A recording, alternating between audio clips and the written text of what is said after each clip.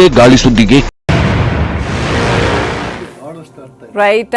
ಹುಬ್ಬಳ್ಳಿಯಿಂದ ನಮ್ಮ ಜೊತೆ ಸಮೀರ್ ಆಚಾರ್ಯ ಅವರಿದ್ದಾರೆ. ಸಮೀರ್ ಆಚಾರ್ಯ ಅವರ ಗ್ರಹಣಗಳು ಯಾಕೆ ಸಂಭವಿಸ್ತವೆ ಅಂತ ಹೇಳ್ತಾ ಇದ್ರಿ. ಕೊನೆಯದಾಗಿ ಆ ಕಥೆಯನ್ನ ಕ್ವಿಕ್ ಆಗಿ ಮುಗಿಸಿ ಯಾಕೆ ಸಂಭವಿಸ್ತದೆ ಅನ್ನುವಂಥದ್ದು ಅಮೃತ ಮಂಥನದ ಸಮುದ್ರ ಮಂಥನದ ಕಥೆ ಜೊತೆಗೆ ಈ ಗ್ರಹಣವನ್ನ ಇವತ್ತು ಈ ವಿಜ್ಞಾನ ಮತ್ತು ಆಧುನಿಕತೆ ಮತ್ತು ಈ ಧರ್ಮದ ಸಂಘರ್ಷ ಏನಿದೆಯಲ್ಲ ಇದನ್ನ ನಾವು ನಿವಾರಿಸ್ಕೊಳ್ಳೋದು ಹೇಗೆ ಅನ್ನೋದನ್ನು ಕೂಡ ಒಂದೆರಡು ಮಾತು ಹೇಳ್ಬೋದಾ ಕೊನೆಯದಾಗಿ?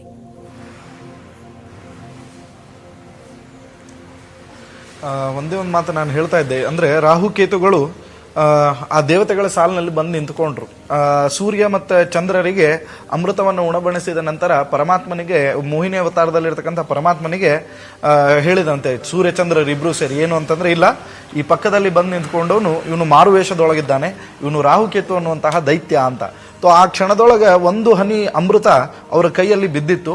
ಅದನ್ನ ಆ ರಾಹುಕೇತು ಅಂತನ್ನುವಂಥ ದೈತ್ಯ ಸ್ವೀಕಾರ ಮಾಡಿದ. ಮತ್ತೆ ಅದ ನಂತರದಲ್ಲಿ ಪರಮಾತ್ಮ ಏನ್ ಮಾಡಿದ, ತಕ್ಷಣದಲ್ಲೇನೆ ತನ್ನ ಸುದರ್ಶನವನ್ನ ಪ್ರಯೋಗ ಮಾಡಿ ಆ ದೇಹವನ್ನ ಮತ್ತೆ ಮುಂಡವನ್ನ ಬೇರೆ ಬೇರೆ ಮಾಡಿದ. ಅದೇ ರಾಹುಕೇತುಗಳು ಅಂತನ್ನುವಂತಹ ಕ್ಷುದ್ರ ಗ್ರಹಗಳಾದವು. ಸೊ ಅವತ್ತಿನಿಂದ ಹಿಡ್ಕೊಂಡು ಇವತ್ತಿನವರೆಗೂ ಕೂಡ ಸತತವಾಗಿ ಸೇಡನ್ನ ತೀರಿಸಿಕೊಳ್ಳುವಂತಹ ರೀತಿ ಒಳಗಡೆ ಅವರು ಗ್ರಹಗಳ ಕಾಲದೊಳಗ ಅವರನ್ನ ಆವರಿಸ್ತವೆ ಅಂತನ್ನುವ ಪೌರಾಣಿಕವಾದಂತಹ ಕಥೆಯನ್ನು ನಾವು ಕೇಳ್ತೇವೆ.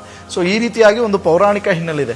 ಇನ್ನ ಒಂದು ಭೌತಶಾಸ್ತ್ರದ ಪ್ರಕಾರ, ಖಗೋಳಶಾಸ್ತ್ರದ ಪ್ರಕಾರ ನಾವು ಅದನ್ನು ನೋಡಿದ್ವಿ ಅಂತಂದ್ರೆ, ಗ್ರಹಗಳು ತಿರುಗ್ತಾ ಇರಬೇಕಾದ್ರೆ ಎಲ್ಲೋ ಒಂದು ಕೋಆರ್ಡಿನೇಷನ್ ಏನೋ ಆಗಿ ಆ ಕ್ಷಣದೊಳಗೆ ಒಂದೇ ಲೈನ್ದೊಳಗೆ ಅವು ಬರ್ತವೆ. ಸೊ ಆ ಲೈನ್ ಒಳಗೆ ಬಂದಾಗ ಗ್ರಹಣ ಸಂಭವಿಸ್ತದೆ ಅಂತ ವಿಶ್ಲೇಷಣೆಯನ್ನ ವಿಜ್ಞಾನಿಗಳು ವಿಶೇಷವಾಗಿ ಮಾಡ್ತಾರೆ. ಸೊ ಹೀಗಾಗಿ ವಿಜ್ಞಾನದ ಒಂದು ದೃಷ್ಟಿಕೋನವೇ ಬೇರೆ, ಆಧ್ಯಾತ್ಮಿಕದ ಒಂದು ದೃಷ್ಟಿಕೋನವೇ ಬೇರೆ.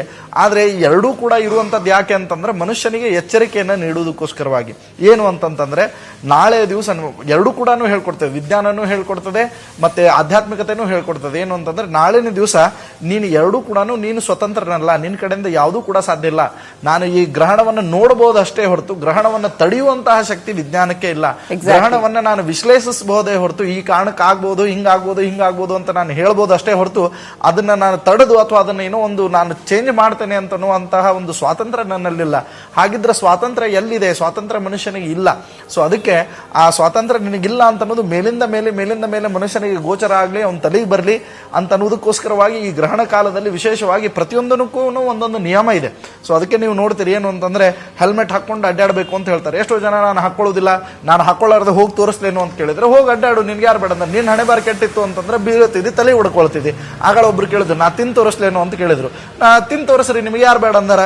ಆದ್ರೆ ಮುಂದೆ ಏನಾಗ್ತದೆ, ಯಾಕಂತಂದ್ರೆ ನಾನು ಮೊದಲಿನಿಂದಲೂ ಕೂಡ ಟಿವಿ ಇಂಟರ್ವ್ಯೂಗಳಲ್ಲಿ ಹೇಳ್ತಾ ಇದ್ದೇನೆ, ಏನು ಅಂತಂದ್ರೆ, ನೀವು ಆ ಕ್ಷಣದೊಳಗೆ ತಿನ್ಬಹುದು, ಆದ್ರೆ ಮುಂದೆ ಏನು ಪರಿಣಾಮ ಆಗ್ತದೆ ಅಂತ ಅನ್ನೋದನ್ನ ಮತ್ತೆ ಹೊಳ್ಳಿ ಟಿವಿ ಅವರು ಕ್ಯಾಚ್ ಮಾಡುವುದಿಲ್ಲ, ನೀವು ಅದನ್ನ ನೋಡ್ಲಿಕ್ಕೆ ಆಗುದಿಲ್ಲ, ಹೇಳಲಿಕ್ಕೂ ಆಗುದಿಲ್ಲ. ಸೊ ಅದೇ ಆ ಕ್ಷಣದೊಳಗೆ ನೀವು ಏನು ಬೇಕಾದ್ ಮಾಡ್ರಿ, ಆದ್ರೆ ಮುಂದೆ ಅದರ ಪರಿಣಾಮ ಇದ್ದೇ ಇದೆ ಅಂತ ಅನ್ನೋದು ನಮ್ಗೆ ಗೊತ್ತಾಗ್ತದೆ. ಅದರಿಂದ ಗ್ರಹಣ ಕಾಲದಲ್ಲಿ ವಿಶೇಷವಾಗಿ ಎಲ್ಲರೂ ಕೂಡ ಆದಷ್ಟು ನಿಯಮಗಳನ್ನ ಪಾಲನೆ ಮಾಡ್ರಿ. ಗ್ರಹಣವನ್ನ ಬರೆಗಣ್ಣಿನಿಂದ ನೋಡಬಾರ್ದು ಅಂತ ಅನ್ನೋದು ವಿಜ್ಞಾನದ ಸಲಹೆಯೂ ಕೂಡ ಹೌದು. ಅದೇ ರೀತಿಯಾಗಿ ಆಧ್ಯಾತ್ಮಿಕದ ಸಲಹೆಯೂ ಕೂಡ. ಆಹಾರವನ್ನು ಸ್ವೀಕಾರ ಮಾಡಬಾರ್ದು. ಅದಕ್ಕೆ ನಾನು ಒಂದು ಮಾತು ಹೇಳ್ತೇನೆ, ಆಹಾರ ಸ್ವೀಕಾರ ಮಾಡಬಹುದು ಅಂತ ಹೇಳುವಂತವ್ರಿಗೆ ಒಂದೇ ಒಂದು ಮಾತು ಏನು ಅಂತಂದ್ರೆ, ನನ್ನ ಕೊನೆ ಮಾತಿದು, ಒಂದು ಪ್ರಿಸರ್ವೇಟಿವ್ ಅಂದ್ರೆ ಒಂದು ಪ್ರಿಸರ್ವೇಟಿವ್ ಅನ್ನ ಹಾಕಿ ನಾವು ಪ್ರತಿಯೊಂದು ವಸ್ತುವನ್ನ ತಯಾರು ಮಾಡ್ತೇವೆ. ಯಾವುದೇ ತಿನ್ನುವಂತಹ ವಸ್ತು ಇದ್ರೂ ಕೂಡ ಒಂದು ಪ್ರಿಸರ್ವೇಟಿವ್ ಅನ್ನ ಯೂಸ್ ಮಾಡ್ತೇವೆ. ಧರ್ಮಶಾಸ್ತ್ರದ ಪ್ರಕಾರ ಮತ್ತು ಆಯುರ್ವೇದ ಶಾಸ್ತ್ರದ ಪ್ರಕಾರ, ಎರಡು ಪ್ರಕಾರ ಕೂಡ ಈ ಗ್ರಹಣ ಕಾಲದಲ್ಲಿ ದರ್ಭೆ ಅಂತನ್ನುವಂತಹ ಒಂದು ಗ್ರಾಸ್, ಒಂದು ಹುಲ್ಲೇನಿದೆ, ಅದನ್ನ ಪ್ರಿಸರ್ವೇಟಿವ್ ಅಂತ ಯೂಸ್ ಮಾಡಿ ಎಲ್ಲ ಕಡೆಗೂ ಕೂಡ ಅದನ್ನ ಬಳಸ್ತಾರೆ. ಅದಕ್ಕೆ ನೋಡ್ರಿ, ನದಿಗಳಲ್ಲಿ, ಸಮುದ್ರಗಳ ಒಂದು ಚಿಂತನೆಗಳಲ್ಲಿ ಮತ್ತು ಎಲ್ಲೆಲ್ಲೇ ಈ ಕುಡಿಯುವಂತಹ ನೀರು ಎಲ್ಲೆಲ್ಲಿ ಹರಿದದ ಅಲ್ಲೆಲ್ಲ ಕೂಡ ಬೇಡ ಅಂತಂದ್ರೂ ಕೂಡ ಈ ಪ್ರಿಸರ್ವೇಟಿವ್ ಹೆಚ್ಚಿನ ಪ್ರಮಾಣದೊಳಗೆ ಬೆಳೆದಿರ್ತದೆ.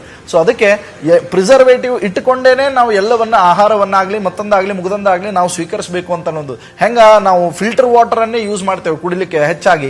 ಸೊ ಅದಕ್ಕೆ ನೀರು ಬಂದ್ರೂ ಕೂಡ ನೋಡ್ಲಿಕ್ಕೆ ಅದು ಶುದ್ಧವಾಗಿ ಕಂಡ್ರು ಕೂಡ ಅದನ್ನು ಶುದ್ಧೀಕರಿಸೇನೆ ನಾವು ಹೆಂಗ್ ಸ್ವೀಕಾರ ಮಾಡ್ತೇವೆ, ಹಂಗ ಪ್ರಿಸರ್ವೇಟಿವ್ ಅನ್ನ ಯೂಸ್ ಮಾಡಬೇಕು ಅಂತ ಅನ್ನೋದು ಕೂಡ ಇದೆ. ಸೊ ಇದೆಲ್ಲವೂ ಕೂಡ ಸೈನ್ಸ್ ದಿಂದ ಇದು ಪ್ರೂವ್ ಆಗಿದೆ. ನನಗೆ ಎಕ್ಸಾಕ್ಟ್ ಆಗಿ ಆ ಅಧ್ಯಯನ ಮಾಡಿದಂತಹ ಸಂಶೋಧನೆ ಮಾಡಿದ ಕೇಂದ್ರಗಳ ಒಂದು ಪಟ್ಟಿ ನನ್ನ ಹತ್ರ ಇಲ್ಲ. ಆದ್ರೆ ಮುಂದಿನ ವಾರ ಗ್ರಹಣ ಸಂಭವಿಸಿದಾಗ ಅವಶ್ಯವಾಗಿ ನಿಮ್ಮ ಈ ಒಂದು ಕನ್ನಡದ ಮಾಧ್ಯಮದಲ್ಲಿ ಕನ್ನಡಿಗರಿಗೆ ಇದನ್ನ ನಾನು ತಿಳಿಸ್ಲಿಕ್ಕೆ ಪ್ರಯತ್ನ ಪಡ್ತೇನೆ. ಸೊ ಇದೆಲ್ಲವೂ ಕೂಡ ಇದೆ. ಆದ್ದರಿಂದ ಯಾವುದೂ ಕೂಡ ಮೋಸ ಅಲ್ಲ, ಯಾವುದೂ ಕೂಡ ಒಂದು ವ್ಯಾಪಾರ ಅಲ್ಲ, ಯಾವುದನ್ನು ಕೂಡ ಹೆದರಿಕೆಗೋಸ್ಕರವಾಗಿ ಜನರನ್ನ ಹೆದರಿಸಿ ಬೆದರಿಸಿ ಮಾಡುವಂತದ್ದಿಲ್ಲ. ಇವತ್ತಿನ ಜನ ಎಜುಕೇಟೆಡ್ ಆಗಿದ್ದಾರೆ, ಸೈಂಟಿಫಿಕ್ ಆಗಿದ್ದಾರೆ, ಅಷ್ಟೇ ಡಿವೋಷನಲ್ ಆಗಿನೂ ಇದ್ದಾರೆ. ಸೊ ಇದೆಲ್ಲ ಇರ್ತಿರ್ಬೇಕಾದ್ರೆ ಯಾರನ್ನೂ ಅಷ್ಟು ಸಲೀಸಾಗಿ ಹುಚ್ಚು ಮಾಡ್ಲಿಕ್ಕೆ ಸಾಧ್ಯ ಇಲ್ಲ. ಸೊ ಅದನ್ನ ಹುಚ್ಚು ಮಾಡ್ತಾರೆ ಅಥವಾ ಹೆದರಿಸ್ತಾರೆ ಅಂತ ಅನ್ನೋದು ಇದು ಒಂದು ಸುಳ್ಳು ಮನೋಭಾವನೆ ಅಂತ ಹೇಳಿ ನಾನು ಹೇಳಲಿಕ್ಕೆ ಇಷ್ಟಪಡ್ತೇನೆ. ಧನ್ಯವಾದಗಳು ಸಮೀರ್ ಆಚಾರ್ಯ ಅವರೇ. ಸಾಕಷ್ಟು ಮೌಲ್ಯಯುತವಾದಂತಹ ಮಾತುಗಳನ್ನ ಹೇಳಿದ್ದೀರಿ. ಸಮತೋಲಿತವಾದಂತಹ ದೃಷ್ಟಿಕೋನ ಹೇಗಿರಬೇಕು ಅನ್ನೋದನ್ನು ಕೂಡ ತಿಳಿಸ್ಕೊಟ್ಟಿದ್ದೀರಿ. ಅನಂತ ಧನ್ಯವಾದಗಳು ನ್ಯೂಸ್ 18ನೊಂದಿಗೆ ಮಾತನಾಡಿದ್ದಕ್ಕೆ. ಇನ್ನಷ್ಟು ಗ್ರಹಣದ ವಿಸ್ಮಯಕಾರಿ ದೃಶ್ಯಗಳನ್ನ ನಿಮ್ಮ ಮುಂದೆ ತರ್ತೀವಿ. ಅದಕ್ಕಿಂತ ಮುಂಚೆ ಚಿಕ್ಕ ಬ್ರೇಕ್.